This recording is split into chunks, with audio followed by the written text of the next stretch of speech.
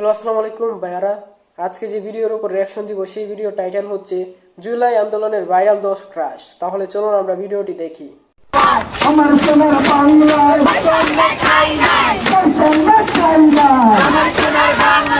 এখান থেকে প্রায় সময় অনেক বিমান আসে যায়, অনেক প্রশিক্ষণ বিমান অনেক আসে যায়, কানে অনেক শব্দ হয়।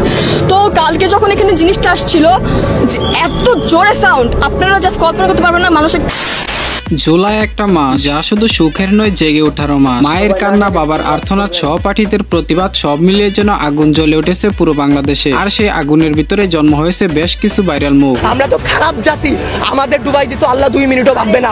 আপনাদের বলা আর এই যে নিজের গালে নিচে এইভাবে থাপ্পড় দেওয়া, ভাই সেম কথা। ব্যথাটা নিজের উপরই, থুতুটা নিজের উপরই পড়ে। উপদেষ্টারা আসতেছে 20টা করে গাড়ি নিয়ে আসতেছে, উত্তরার রাস্তা বন্ধ করতেছে, সেক্টরের রাস্তাগুলো বন্ধ করতেছে। এতে যাদের যেই সন্তানগুলো আহত হয়েছে, নিহত হয়েছে।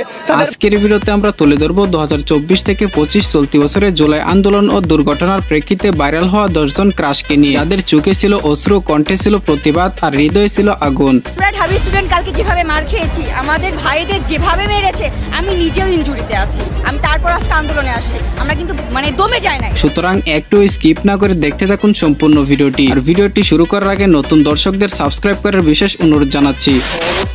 আমার সোনার বাংলায় উনি হচ্ছেন কোটা আন্দোলনের প্রেক্ষিতে ভাইরাল হওয়া সেই আনিকা তাসনিম। কোটা আন্দোলনের এক ভিডিওতে তাকে স্লোগান দিতে দেখা যায় এবং পরবর্তীতে এই ভিডিওটি নেট দুনিয়ায় ছড়িয়ে পড়ে, আর এতে করে সে অনেক ভাইরাল হয়ে যায়। ভাইরাল হওয়ার পর আমরা বাঙালিরা অনেকেই তাকে নিয়ে গুজব ছড়াতে শুরু করি, তিনি নাকি মারা গেছে। কিন্তু না, পরবর্তীতে তাকে আবারও মিডিয়ার সামনে আসতে দেখা যায়।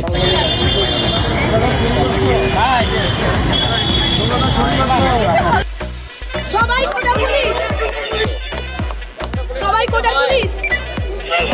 শুধু নিজেদের কথা। আমি কি আপনার বিশ্ববিদ্যালয়ে জানতে পারি? আমি কি আপনার বিশ্ববিদ্যালয়ে জানতে পারি? 24 কোটা আন্দোলনে এই মেয়েটিকে দেখা যায় সরাসরি পুলিশকে প্রশ্ন করতে, আপনি কি কোটার পুলিশ? এরপর পরবর্তীতে সেনাবাহিনীর সাথে তর্কে একটি ভিডিও ব্যাপক পরিমাণে ভাইরাল হয়, আর এতে করে তাকে দেশের মানুষ আরো চিনতে শুরু করে। It's my turn now.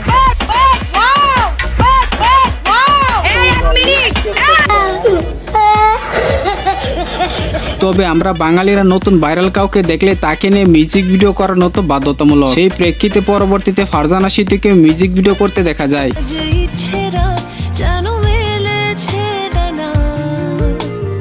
এছাড়াও তিনি ইতিমধ্যে শাহবাগী নামে বেশ পরিচিত।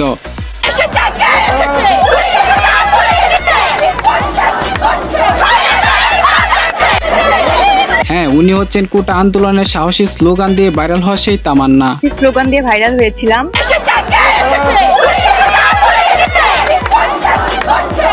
ভাইরাল হওয়ার পর পরবর্তীতে তার কোনো খোঁজ পাওয়া যায়নি, কোথায় যেন হারিয়ে গেলেন। সম্প্রতি তাকে মিডিয়ার সামনে আসতে দেখা যায় এবং তিনি জানান তিনি যেরকম দেশ চেয়েছিলেন সেরকম পাননি।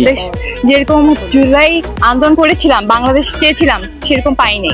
আমরা ঢাবি স্টুডেন্ট কালকে যেভাবে মার খেয়েছি, আমাদের ভাইদের যেভাবে মেরেছে, আমি নিজেও ইনজুরিতে আছি। আমি তারপর আজকে আন্দোলনে আসছি, আমরা কিন্তু দমে যাই না। এটা জাস্ট বোঝানোর জন্য যে ইনজুরি থেকে এই জন্য উঠে আসছি, যে ঢাবির এখন পর্যন্ত কোনো আন্দোলন কিন্তু মিথ্যা যায় নাই। এখন পর্যন্ত বাবাকে বলে আসছি, আজকে যদি মরে যায় আমার লাশটা যেন রাস্তা থেকে কেউ না তুলে। আমার ছাত্র দল যখন বিজয় উল্লাস নিয়ে বের হবে, আমাকেও তখন যদি বিজয় ঘোষণা করে আমার লাশটা তারা দাফন করে। এটা বাসা থেকে বলে আসছি, এখন কি হবে সেটা পরে দেখা যাবে ইনশাআল্লাহ। যদিও এই মেয়ে সম্পর্কে কোনো পার্সোনাল তথ্য পাওয়া যায়নি, 2024 কোটা আন্দোলনে তার কথার ভিতরে ছিল সাহসিকতার পরিচয়, আর তার কথা বলার স্টাইল দেখে বাঙালি ছেলেরা অনেকেই ক্রাশ খেয়েছিল।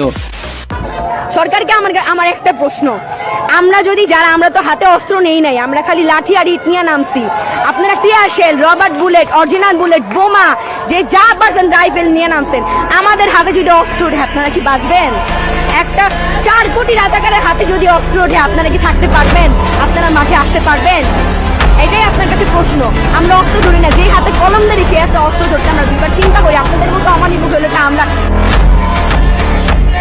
হ্যাঁ, উনিও সেই 2024 সাহসী ভাইরাল মেয়ে। কোটা আন্দোলনে তাকেও স্লোগান দিতে দেখা যায় এবং 2025 সালের মাইলস্টোন কলেজের বিমান দুর্ঘটনাতেও তাকে দেখা যায়। তবে তার কোনো পার্সোনাল ইনফরমেশন আমরা খুঁজে পাইনি। অথচ এখানে মারা গেছে, আমরা নিজের হাতে 60-70টা লাশ বের করছি। পুলিশ প্রশাসন বলতেছে 15-20 জন মারা গেছে। কিভাবে?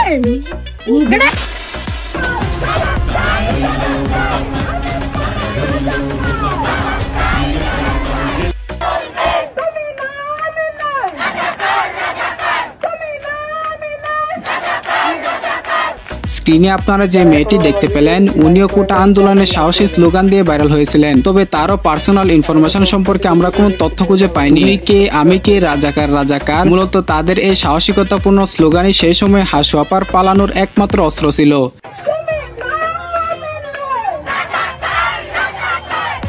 এনিওয়ে গাইস, যদি আমরা 2025-এর অভিশপ্ত জুলাইয়ের দিকে ফিরে আসি, তাহলে প্রথমে ভাইরাল এই মেয়েটির কথা না বললেই নয়। জাস্ট বুঝতেছিলাম না যে আমার কলেজটা হচ্ছে কি। হঠাৎ করে দেখি বাচ্চাদের কলেজটা ফেটে, আগুন ফেটে এই উপরে উঠে আসছে। আমি বলতেছি এখানে তো অনেক বাচ্চারা আছে। আমি দৌড় দিয়ে এখানে আসতেছিলাম আর আমার মাকে বলতেছিলাম, মা বাচ্চারা মরে যাচ্ছে মা। আমি এখানে এসে দেখি কিছু কিছু বাচ্চার পাটা ছড়ায় আছে, কিছু কিছু বাচ্চা মরা দেহ ছড়ায় আছে অর্ধেক। আপনারা কি তাদের বাঁচায় আনতে পারবেন?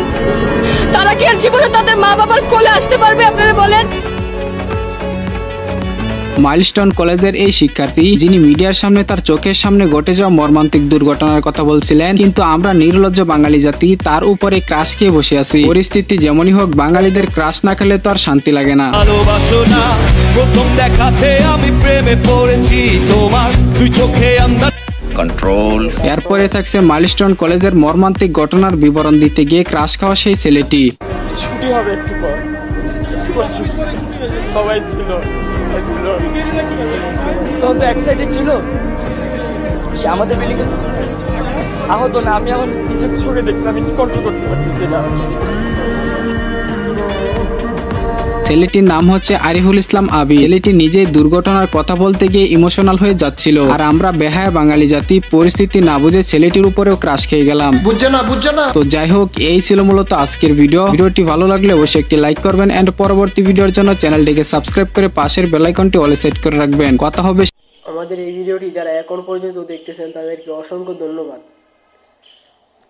আমার এই রিয়াকশন ভিডিওটি জানি যে ভালো হয়নি, তারপর আমি আপনাদের কাছে বলতেছি যে এই ভিডিওতে একটা লাইক এবং সাবস্ক্রাইব করে দাও। পরবর্তীতে কেমন ভিডিওর উপর রিয়াকশন দিব সেটা অবশ্যই কমেন্টে বলে যাও। আর এই ভিডিওটিতে যদি আমার কোনো ভুল হয়ে থাকে বা রিয়াকশন করা যে ভিডিওটি সেই ভিডিওতে যদি কোনো ভুল থাকে তাহলে অবশ্যই কমেন্টে জানিয়ে দিবেন। তাহলে দেখা হবে পরবর্তীতে ভিডিওতে। বাই।